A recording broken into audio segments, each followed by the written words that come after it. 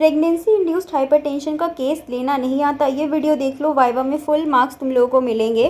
तो इस वीडियो को तुम लोगों को लास्ट तक देखना है। मैं बहुत ही चीज़ समझाने वाली हूँ कि केस में किन किन चीज़ों का ध्यान रखना है और कौन कौन से वाइवा के क्वेश्चन तुम लोगों से पूछे जाते हैं एग्जाम के अंदर, वाइवा के अंदर। ठीक है। सो फर्स्टली जो है तुम लोग को जो केस स्टार्ट करना है वो इस तरीके से स्टार्ट करना है कि मैम या sir, I am presenting the case of the pregnancy induced hypertension, है ना।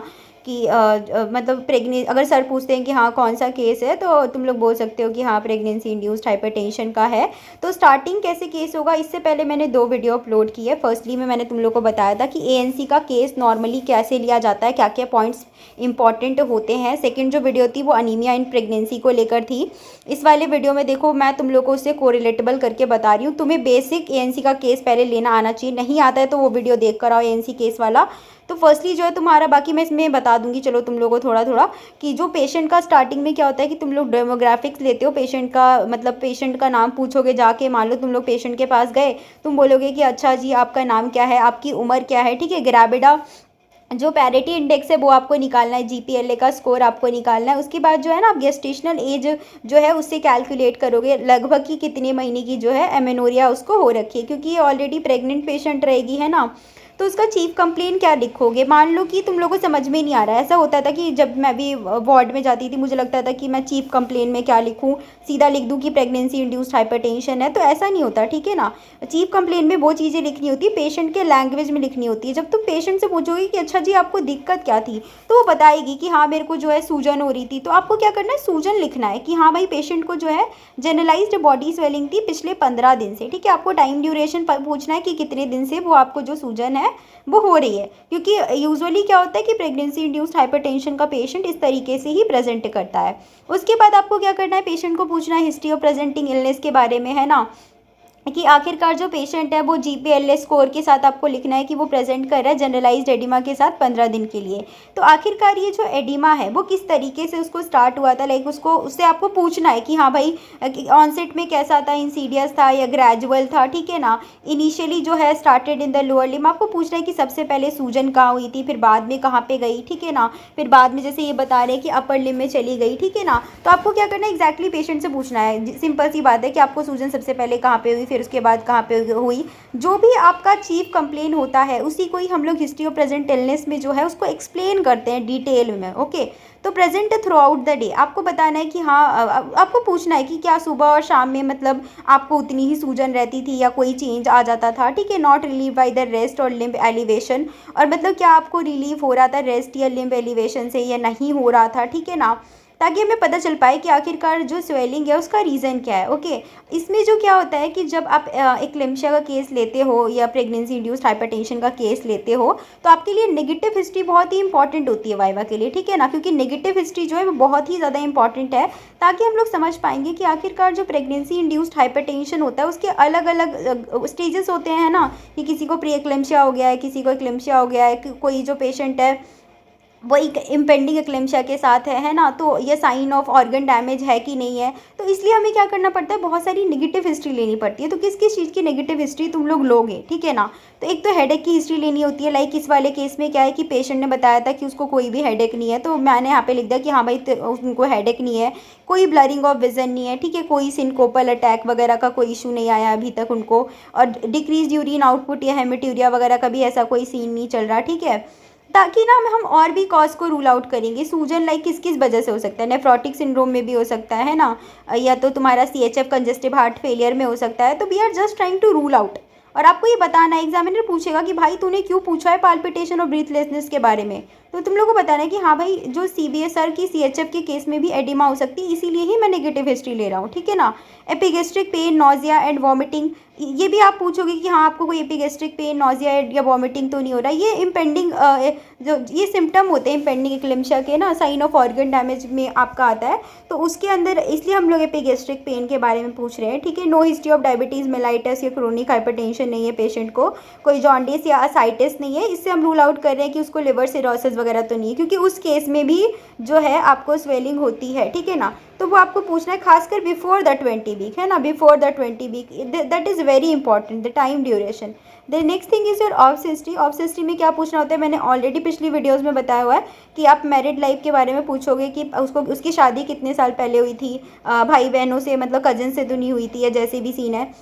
ऑप्स का स्कोर दोबारा से लिखोगे, उसका लास्ट मेंस्ट्रुअल पीरियड का डेट लिखोगे, एक्सपेक्टेड डिलीवरी डेट तुम लोग निकालोगे, ओके, नेगलेस फार्मूला के साथ। नेक्स्ट है प्रीवियस प्रेगनेंसी के बारे में तुम लोग को लिखना होता है, जैसे कि मैंने लास्ट वीडियोज़ में बताई थी, ठीक है ना। तो प्रीवियस प्रेगनेंसी में जैसे मैंने उसको पूछा था कि हाँ भाई प्रीवियस प्रेगनेंसी में जैसे आपकी पुरानी प्रेगनेंसी का क्या सीन रहा है, तो उसने बताया कि हाँ उसका एक एबॉर्शन हुआ था 6 महीने पे, तो वो मैंने लिख दिया है यहाँ पे। हिस्ट्री ऑफ ब्लीडिंग पर वेजाइना, मैंने उससे पूछा था कि क्या उस टाइम पे आपको ब्लीडिंग वगैरह हुई थी, मतलब कैसे पता चला एबॉर्शन है ना। तो ये सारी चीज़ें आपको पूछनी है। कितनी एएनसी विजिट उसने करी थी, तो उसने बताया कि हाँ 4 एएनसी विजिट उसने की है, स्कैन और इम्यूनाइजेशन वगैरह जो है उसने ले रखा है। And there is no history of the excessive vomiting, है ना, कोई एक्सेसिव वॉमिटिंग की हिस्ट्री नहीं थी। हाइपरटेंशन इन प्रीवियस प्रेगनेंसी की भी उसकी कोई हिस्ट्री नहीं रही है पहले, ओके। हमें ये पता करना है भाई उसको मोलार प्रेगनेंसी तो नहीं हो रखी थी पहले, हम we should have idea, okay, क्योंकि अगर उसका पिछला प्रेगनेंसी मोलर है तो इस बारी भी काफ़ी चांसेस है मोलर हो सकते हैं। तो हम लोग को थोड़ा सा जो है ज़्यादा ध्यान में रखना पड़ेगा, है ना। It can be like complicated pregnancy की तरह, we will have to make sure. Next thing is your present pregnancy. Present pregnancy की हिस्ट्री लोगे, कैसे पूछोगे, उसको बोलना है कि फर्स्ट ट्राइमेस्टर में भाई क्या मॉर्निंग सिकनेस तो प्रेजेंट नहीं है ना, मतलब ज़्यादा वॉमिटिंग वगैरह का सीन तो नहीं है, तो वो लिख दोगे। कोई फ्रीक्वेंसी ऑफ मिक्चुरेशन वगैरह तो नहीं बढ़ा हुआ है, तो जैसे उसको बढ़ा हुआ था, ठीक है, तो यहाँ पे लिख देंगे कि हाँ बढ़ा हुआ है। नो ब्लीडिंग परवेजाइना, कोई ब्लीडिंग परवेजाइना उसको नहीं हुई थी पहले। पहले 3 महीने का पूछोगे उसको, पेशेंट को ठीक से पूछना है कि पहले 3 महीने का आपको बताना है, बाद का आप नहीं बताएंगी।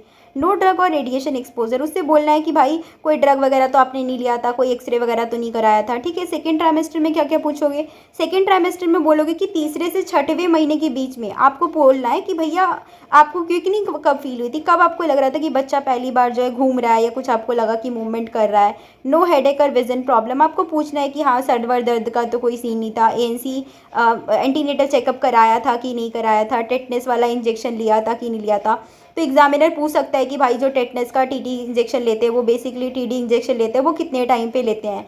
तो पहला देखो फर्स्ट ट्राइमेस्टर में लेते हैं, उसके बाद दूसरा क्या होता है 4 वीक अपार्ट्स में जो है सेकंड वाली डोज को लेना होता है, ठीक है। ये क्वेश्चन पूछा जाता है। और बाकी आपको पूछना है कि आयरन फॉलिक एसिड का टैबलेट आप ले रही थी या नहीं ले रही थी। यार यहाँ पे 100 गलती से हो गया, आयरन फॉलिक एसिड टैबलेट वो ले रही थी, ठीक है ना। स्कैन जो है उसने 20 हफ्ते का जो स्कैन था वो उसने करा रखा था, तो यहाँ पे मैंने लिख दिया है कि भाई स्कैन जो है वो डन हो चुका है। थर्ड ट्राइमेस्टर के बारे में लिखोगे, फीटल मूवमेंट जो है प्रेजेंट है अभी या नहीं है, हाँ है। नो ब्लीडिंग परवेजाइना, कोई ब्लीडिंग नहीं है। जनरलाइज्ड एडिमा जो है वो हल्की सी प्रेजेंट है, वही हमारी मेजर जो है कॉम्प्लिकेशन और क्लिनिकल सॉरी मतलब उसका चीफ कंप्लेन है, ठीक है। उसके बाद नेक्स्ट जो चीज़ तुम लोग को पूछनी है मेंस्ट्रुअल हिस्ट्री पूछनी है। मेंस्ट्रुअल हिस्ट्री में क्या पूछोगे कि आपका जो पीरियड्स है वो कब स्टार्ट हुआ था, रेगुलर साइकिल है कि नहीं है ना, फ्लो कितने दिन से चल रहा है, फ्लो कितने दिन का होता था, लाइक पीरियड्स होते थे तो कितने दिन का फ्लो होता था, 4 दिन का, जैसे उसने बताया था कि 4 दिन का होता है, तो मैंने वो लिख दिया है। नो डिसमेनोरिया और क्लॉट है, उसने बताया कि नहीं मेरे को ज़्यादा दर्द वर्द तो नहीं रहता था पीरियड्स में, और ना ही मेरे को कोई क्लॉट्स वगैरह आते थे, ठीक है। तो इस तरीके से you will have to mention the things.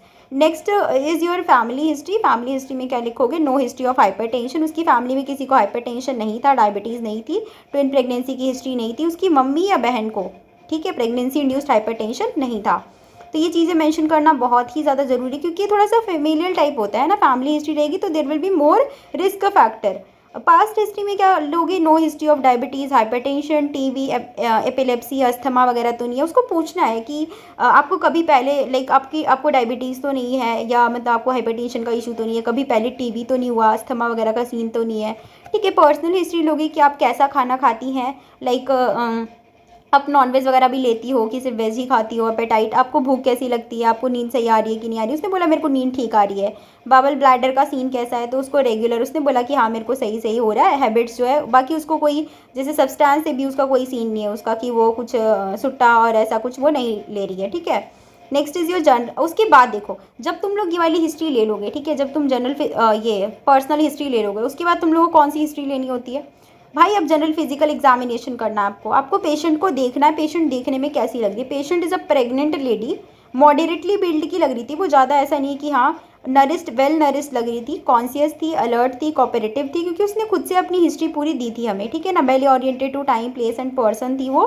तो इस तरीके से यू विल राइट उसके बाद वाइटल साइंस लिखने हैं पेशेंट के कि उसका पल्स कितना है, रेगुलर, गुड वॉल्यूम है कि नहीं है। ये नॉर्मली तुम कुछ भी लिख सकते हो, सही बताऊँ तो। रेस्पिरेटरी रेट कुछ भी अपनी मर्जी से लिख दो, नॉर्मली रहते हैं वैसे तो ज़्यादातर पेशेंट जो कॉन्शियस वगैरह हैं, ठीक लग रहे हैं। Temperature afebrile. Mainly general physical examination की फाइंडिंग फिर तुम लोग को लिखनी है। इसमें थोड़ा सा देख लेना कि उसको पैलर वगैरह तो नहीं प्रेजेंट है।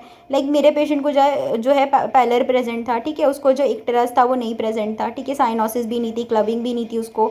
ऑफकोर्स पीडल एडिमा उसको था, तो मैं यहाँ पे लिख दूंगी पिटिंग टाइप का पीडल एडिमा था उसको। लिम्फ एडिनोपैथी नहीं थी, ठीक है। सारे जो लिम्फ नोड है उसको भी चेक करना होता है जनरल फिजिकल एग्जामिनेशन में, ओके। और नाम तो तुम लोग को जरूर पता होना चाहिए कौन कौन से लिम्फ नोड को चेक करना होता है ना, सारे पता होनी चाहिए। जितने भी सर्वाइकल है, सब ये मतलब तुम्हारा जो ऑक्सीपिटल वाला है ना, सब मेंटल, सब मैंडिबुलर और सारा सर्वाइकल वाला, एक्सिलरी लिम्फ नोड, ये सारे तुम्हें चेक करने आने चाहिए। अदर सिस्टम के बारे में लिखोगे कि भाई थायराइड नॉर्मल है, ब्रेस्ट नॉर्मल है, स्पाइन नॉर्मल है, पेशेंट का जो गेट है वो नॉर्मल है ना। एंथ्रोपोमेट्री के बारे में लिखना है कि उसकी हाइट, उसका वेट, उसका बीएमआई कितना है। नॉर्मल सिस्टमिक एग्जामिनेशन लिखना है, हल्का हल्का, जैसे पूरा नहीं लिखना, अच्छे से बस ये लिखना है कि हाँ चलो मरमर वगैरह का कोई सीन नहीं है। रेस्पिरेटरी सिस्टम जो है उसका नॉर्मल है, कोई एडेड साउंड नहीं है। सीएनएस में लिख दोगे नी जर्क वगैरह ये सब प्रेजेंट। ये सब करने की खैर इतनी ज़रूरत नहीं, क्योंकि वो पेशेंट उसकी है ही नहीं, ठीक है ना। तो तुम लोग जनरलाइज ये लाइनें बस लिख सकते हो साथ में, ताकि एग्जामिनर को लगे कि हाँ भाई तुम्हें पता है कि वो बाकी उसको कोई सिस्टम में कोई एक्स्ट्रा इशू नहीं था, ठीक है ना। उसके बाद तुम लोग मेन होता है, देखो तुम लोगों का ऑप्स एग्जामिनेशन। कई सारे तो एग्जामिनर होते हैं, बोलते हैं कि देखो ऐसा है कि तुम डायरेक्टली मेरे को ऑप्स एग्जामिनेशन बताओ, ये आलतू फालतू मत ही बताओ, ठीक है ना। तो इंस्पेक्शन के बारे में सीधा बताओगे कि इंस्पेक्शन में सर जो है एब्डोमेन यूनिफॉर्मली डिस्टेंडेड था, फ्लैंक्स जो थी वो फुल नहीं थी, अम्बलाइकस जो था वो पेशेंट का इवर्टेड टाइप का था, striae gravidarum, striae albicans, Linnaea Niagara present था या नहीं था, उसके बारे में लिखोगे। नो स्कार्स या डायलेटेड वेन नहीं थी, हर्नियल ऑरिफिस जो था वो आपका नॉर्मल था, ठीक है ना। पाल्पेशन के बारे में लिखोगे, पाल्पेशन का क्या सीन है। Patient examined in the supine position with the leg semi flexed. तो पेशेंट ये बोलना है कि हाँ patient is examined in the supine position with the leg semi flexed. Fundal height जो है correspond to the 32 week of gestation, है ना। फंडल हाइट जो है कॉरिस्पॉन्ड करेगी आपकी 32 वीक ऑफ गेस्टेशन पे। सिम्फाइजियो फंडल हाइट जो है वो 28 सेंटीमीटर। आपको क्या करना है, सिम्फाइजियो फंडल हाइट को टेप से मेजर करना है, पिछली वीडियोज़ में भी मैंने बताया है। एब्डोमेन का सर्कमफेरेंस लेना है और उसको लिखना है। उसके बाद तुम लोग को लियोपोल्ड्स का मैन्यूवर करना है, ठीक है। सारी ग्रिप्स जो है वो करनी है, उसमें क्या फाइंडिंग्स तुम्हें मिली वो लिखना है। लाइक जो मेरी पेशेंट थी उसके बारे में बताती हूँ तुम लोगों को कि आखिरकार उसके में क्या मिला था, ठीक है। तो उसका ऐसा सीन था कि उसका जो फंडल ग्रिप है वो काफ़ी स्मूथ, ब्रॉड, इरेगुलर सरफेस था। इसका मतलब ये है कि कहीं ना कहीं वो ब्रीच प्रेजेंटेशन की तरफ था, ठीक है। लेटरल ग्रिप में जो है नॉबी पार्ट जो है वो लिम्स के लिए यूज़ करते हैं, ठीक है। स्मूथ कर्व वाला सरफेस स्पाइन के लिए यूज़ करते हैं। और पेल्विक जो ग्रिप होता है वो नीचे की तरफ से करते हैं ना। स्मूथ, राउंड, हार्ड, वेलोटेबल मास मिल रहा है, इसका मतलब जो इंगेजमेंट अभी नहीं हुई है, ठीक है। इंगेजमेंट अभी नहीं हुई। फिर तुम ऑस्कल्टेशन में लिखोगे। ऑस्कल्टेशन में कुछ नहीं करना, बस फीटल का हार्ट साउंड हर्ट करना है कि हाँ नॉर्मल सुनाई दे रहा है, नहीं सुनाई दे रहा, और कहाँ पे सुनाई दे रहा है। जहाँ पे देखो उसकी बैक रहती है ना वहीं पे सुनाई देता है, ठीक है ना। और जो फीटल हार्ट रेट है उसको थोड़ा सा कुछ भी लिख सकते हो वैसे तो जनरलाइज, बाकी तुम लोग मेजर नहीं कर पाओगे इस तरीके से, है ना। स्टेज से सुन सकते हो बाकी कि रेगुलर है कि नहीं है और प्रॉपरली सुनाई दे रहा है कि नहीं सुनाई दे रहा। लास्ट में तुम लोग को अपना जो भी डायग्नोसिस है हल्का सा बताना है, जो भी तुम लोग को एज अ डिफरेंशियल है, जो भी तुम लोग को लग रहा है सजेस्टिव ऑफ। तो तुम्हें या तो इसको समरी भी बोल सकते हो, ठीक है। कई बार एग्जामिनर बोलता है कि बस मेरे को समरी बता दो अपने केस का, उसके बाद मेरा जो मन होगा वो पूछूंगा, ठीक है। तो 20 ईयर्स ऑफ ओल्ड है, मान लो 20 ईयर्स ऑफ ओल्ड जो हमारी पेशेंट है, G2P1, 32 week gestation with the single live fetus in the cephalic presentation, head is not engaged, not in the labor, with the mild preeclampsia। उसको mild preeclampsia साफ साफ पता चल रहा है ना, क्योंकि बस उसको स्वेलिंग है, बाकी उसको कोई और इशू तो है नहीं, उसको कोई भी उसको हेडेक नहीं है, उसे एपिगेस्ट्रिक पेन नहीं है, उसे कोई साइन ऑफ इम्पेंडिंग एक्लेम्शिया नहीं है, तो जस्ट उसको माइल्ड प्रीएक्लेम्शिया है। बाकी हमें थोड़ा सा डायग्नोसिस करना पड़ेगा, है ना। देखना पड़ेगा कि भाई उसका बीपी कितना है, उसको प्रोटीन्यूरिया हो रहा है कि नहीं हो रहा है। तो how will you approach this case, you should know, है ना, कि आगे का मैनेजमेंट किस तरीके से होगा, कैसे ट्रीटमेंट कराएंगे, कौन कौन से टेस्ट कराएंगे, क्योंकि ये सारे क्वेश्चन तुमसे पूछे जाते हैं, ओके। तो इस तरीके से जो है if you will present the case definitely you will get the good marks. और अगर तुम लोग डायग्नोसिस मैनेजमेंट वगैरह को अच्छे से प्रिपेयर कर लोगे, नेगेटिव हिस्ट्री अच्छे से बता दोगे, क्यों रूल आउट कर रहे हो जो मैंने बताया है, तो तुम लोग का वाइवा बहुत ही अच्छा जाएगा। So thanks for watching my video.